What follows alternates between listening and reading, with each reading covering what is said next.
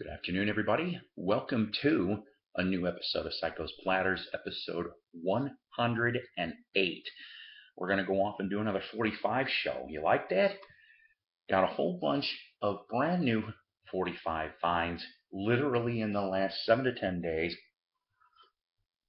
Some as early as yesterday. Yeah, I have to tell you, I don't know how it's like over in your neck of the woods where you guys live. Okay, but we'll get that way a little bit. There, that's better. Sorry about that.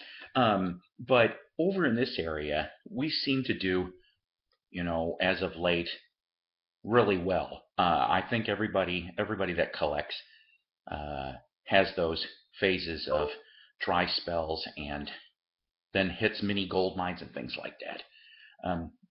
So let's see. The first thing I want to go off here is I ended up finding a small stack of 45's over to Goodwill in the next town over from me. I showed up there on a late Sunday morning. That's the one nice thing about Goodwills. They don't open up, at least in our neck of the woods, till 10 o'clock in the morning. So I get myself there, and there's a guy next to me, and he's a collector too. Forgot all about that, right? He goes off and he's like, yeah, he says, because he saw I was looking through the stack. And he's like, yeah, I went through those a couple days ago, pulled about 60 or 70 out. And I'm like, oh no. I'm like, what did he find? He tells me mostly late 70s disco, which some of this pile did happen to have some late 70s disco. There was a wonderful copy, promo copy of September from Earth, Wind, and Fire, cracked all the way straight through, so I couldn't do anything with that. But this is the handful that, well, I thought he overlooked. I ended up finding here from 1978. I will play a Rhapsody from Burton Cummings, former singer of the Guess Who. He had an all right solo career, didn't he, in the late 70s and into the 80s. It's kind of nice though. I never saw this one, so that I thought was neat. Another one here. I like Walter Egan. This one from 1977. When I Get My Wheels, white label Columbia promo. I know there's a lot of fans out there, especially in the Wax Museum with Ronnie Dark, that love the Zombies. I love the Zombies too, but I'll tell you something. I never saw this promo on the Rocket record label for Colin Blunstone's Photograph. Very nice to have that from 1978. This one I thought was a little odd. I told Doug about this. I ended up finding a promo not for sale on Chad and Jeremy. It says it's the world artist of AVI Records, but I know realistically that this has to be a reissue. But still, I thought it was really cool that it had Summer Song and What Do You Want With Me. But still, like I said, promo copy. Couple unknowns. This one here, though, I thought was kind of cool from the Ovation label. I don't remember what year, but I want to say late 70s. Tantrum. Tantrum came from Chicagoland. They cut 2 albums for Ovation. Mixture of guys and girls in the group. I don't know if they were trying to do a Fleetwood Mac-ish type of thing, but I can't wait to really listen to the stuff. I have both albums finally. One of them's autographed, if I remember correctly, from the first one. But so it was nice to find this on a promo. And then lastly, from 1977, I never heard of these guys. Maybe some of you have. It's called That's the Way the Feeling Takes You, from a band called Trickster on Jet Records, white label promo. Really neat, I thought, to find all of those. I ended up paying about 50 cents a piece for those. Not too shabby indeed. That was about 10 days ago almost. Fueled by coffee, although I wish it was sponsored by Waffle House. Okay, then a couple days ago, no. We'll go to yesterday. Yesterday was kind of interesting too. Went back to the same Goodwill. So remember I said the Sunday before I found those. Yesterday I ended up finding these. I found some goofy... You know what? Let's see. I'll show you the 45s and then I'll show you the picture sleeves. How about that? I ended up finding a nice copy of I Hear You Knocking from Fats Domino on Imperial. I love any Fats I can find, I will gladly get. I did not have a copy of Liar Liar from the Castaways on Soma. Now I do. Really nice condition stuff these things are. Charlie Rich, very underrated. He originally recorded for Sun and then jumped to Philips International. Caught in the Middle and Who Will the Next Fool Be? I love finding that kind of stuff too. This one here actually had the record matched with the 45. Chicago's Look Away from 1988. It's on reprise. Very beautiful copy. I used to make fun of this song. I would be like, I can't remember the lyrics exactly, but it'd be like, hawk away, you know, like if you see me walking by, let me spit in your eye, hawk away, baby, hawk away. It was stupid. But let me give you a quick little Chicago side note here. There, I know that if you've been, you know, if you've loved the band for many, many years, Danny Seraphine, who was the drummer on this and all the classic albums, he's on the first 20 albums from Chicago. And then, of course, he got released from the band in 1990. Go get his book. I had the copy of the book, and I don't know where it went. Really good read. He ended up making a band called CTA, California Transit Authority, because he went and resided over in California. Needless to say, it's kind of cool that I found out, and I think the gig already happened up there, and if it didn't, it's going to happen really soon. Danny Seraphine teamed up with Bill Champlain. Now, I thought Bill Champlain was still in the band, so I felt a little ignorant to go on Wikipedia to discover that he left the band in 2009.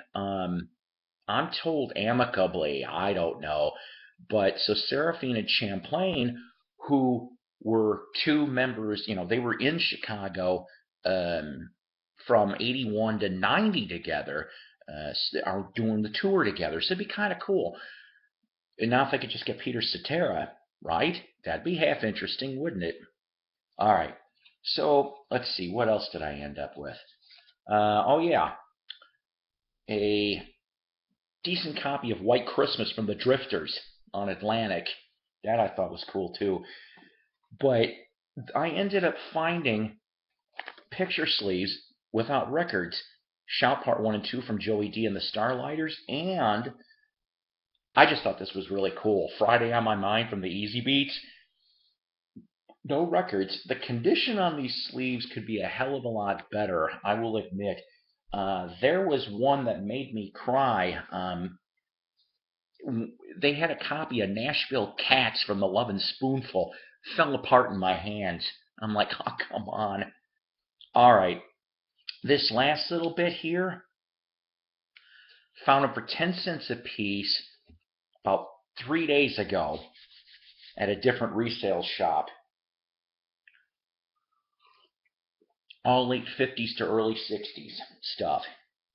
White label promo we'll start it off with on Canadian American. I don't know why, from Linda Scott. Thought that was kind of cool. This one was a little weird. Never been to Spain from Three Dog Night, mate. So you see that side. This is not blackened out. The other side has nothing. There is no type on the label. And I'm like, it just floored me to go from that to that. And I'm like, oops, who screwed up at the pressing plant?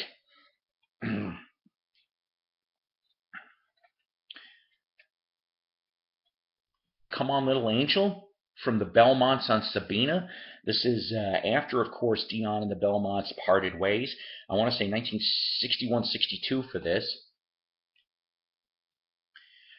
This got me actually half excited. This, if I remember correctly, also was from 61-62.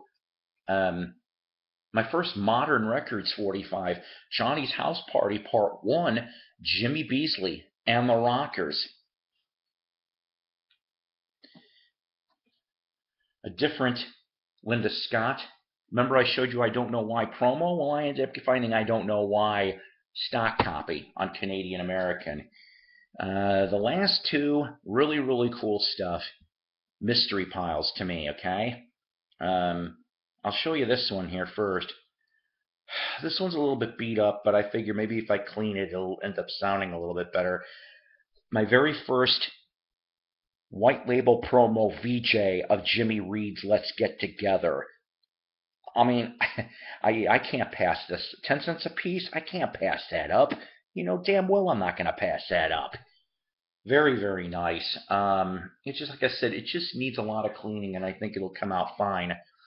Here's the one. This also needs a bunch of cleaning, too.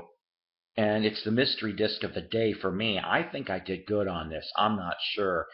I'll show you this, though. This is from the Ren label, okay?